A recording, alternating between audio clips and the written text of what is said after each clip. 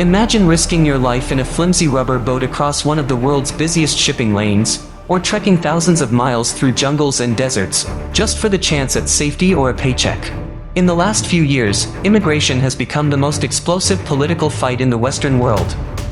Borders are battlegrounds. Governments are under siege. Voters are angry and divided. In the United States, the southern border used to be total chaos, millions crossing every year. Now, under Trump's second term, crossings have collapsed to levels not seen since the 1970s. In the United Kingdom, small boats are still pouring across the English Channel, over 41,000 arrivals in 2025 alone, the second highest year ever, and the numbers are climbing again in 2026 under Keir Starmer. So why are people still willing to die for this journey? Is the crisis finally ending, or is it just changing shape? If you want clear, no-nonsense breakdowns of global politics, power, conflict, and the forces reshaping our world, hit subscribe to Prime Bio right now, turn on notifications, and let's get into it.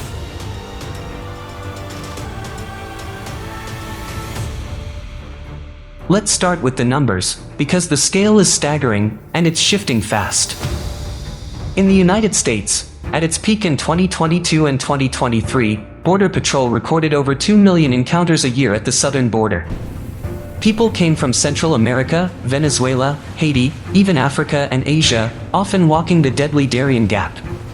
But in 2026, Trump's policies, mass deportations, wall expansion, zero releases into the interior, have driven numbers down dramatically. Fiscal year 2025 saw only 237,000 total encounters, the lowest since 1970. Early 2026 months are seeing under 7,000 apprehensions some periods. That's a 90 to 95% drop from the Biden-era highs. Facilities that were once overflowing are now quiet. Net migration turned negative for the first time in decades. Across the Atlantic in the UK, the English Channel small boat crisis refuses to go away. 2025 brought 41,472 arrivals, up 13% from 2024. Second only to the 2022 record of 45,774. January 2026 already saw over 1,000 crossings.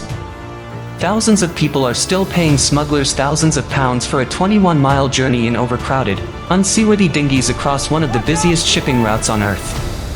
These boats capsize. People drown. Children die. Yet the crossings continue almost every week.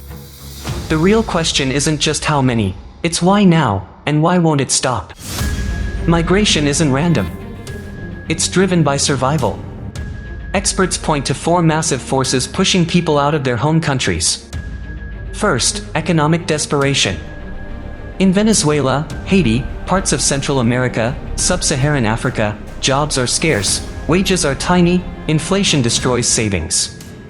Even a low-paying job in the US or UK can mean sending home remittances that feed entire families. Global remittances recently hit $831 billion a year. Second, violence and instability. Gang wars in Central America. Conflict in Sudan, Syria, Ukraine. Places where daily life is dangerous and governments can't protect people. Global forced displacement has reached over 120 million, the highest ever recorded. Third, climate change. Droughts wipe out farms in the Sahel. Floods devastate Pakistan and Bangladesh. Extreme weather is displacing millions right now, and by 2050 experts warn up to 200 million people could be forced to move because of climate impacts. Fourth, social networks and chain migration. One person makes it, sends money back, shares the route on WhatsApp. Family and friends follow. Smugglers exploit those success stories. These pressures aren't new, but right now, wars are at historic highs, climate disasters hit harder every year, and inequality keeps widening. Desperation is peaking. In the United States, immigration isn't just policy, it's political warfare. Republicans, led by Trump, call it an invasion. They say unchecked migration strains jobs, housing, schools, hospitals, and brings fentanyl deaths and crime. Trump's answer: finish the wall, mass deportations, military at the border, emergency powers. The result? Historic lows in crossings, but accusations of cruelty and family separation. Democrats look through a humanitarian lens. They argue many at the border are genuine asylum seekers fleeing torture, rape, murder. They want comprehensive reform, fix the broken legal system, create more pathways, treat people with dignity. But decades of gridlock mean no big bipartisan deal, only executive action that swings wildly between administrations. Trump's 2025 to 2026 approach has delivered security numbers his supporters celebrate. Critics warn of labor shortages, economic damage, and moral costs. One side sees a threat to sovereignty. The other sees America's promise as a beacon of refuge. Compromise has been almost impossible. In Britain, the small boat crisis has become a national obsession. Since 2018, nearly 200,000 people have crossed the channel in small boats. 2025 saw over 41,000 arrivals despite every promise to stop it.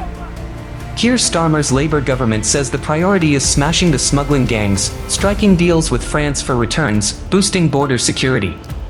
But the boats keep coming. Weather, enforcement gaps, global pressures all play a part. Critics accuse the government of failing to control borders. Supporters say enforcement alone can't work. You have to tackle why people are leaving in the first place and offer safe legal routes. The danger is undeniable. Overloaded boats sink, people freeze in the water, tragedies happen regularly.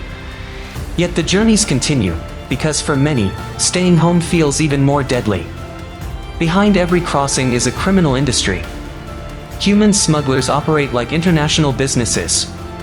They charge thousands, sometimes tens of thousands, of dollars or pounds. Migrants sell homes, borrow from loan sharks, risk everything. Smugglers lie about the safety, pack boats beyond capacity, abandon people at sea. Both the US and UK are hitting back: raids, intelligence sharing, cutting financial flows. But as long as desperation exists, smugglers find new routes, new boats, new ways to profit from human misery. So where does this go from here? Two broad paths are on the table. 1. Harder borders, more walls, drones, AI surveillance, faster deportations, stronger deterrence. The other, reform, expand legal migration channels, create safe asylum processing abroad, invest in origin countries to reduce push factors like poverty, conflict, and climate damage. But one truth stands above everything else: migration is a global phenomenon. No single country can solve it alone. Economic inequality, endless wars, accelerating climate change, these drivers aren't disappearing anytime soon.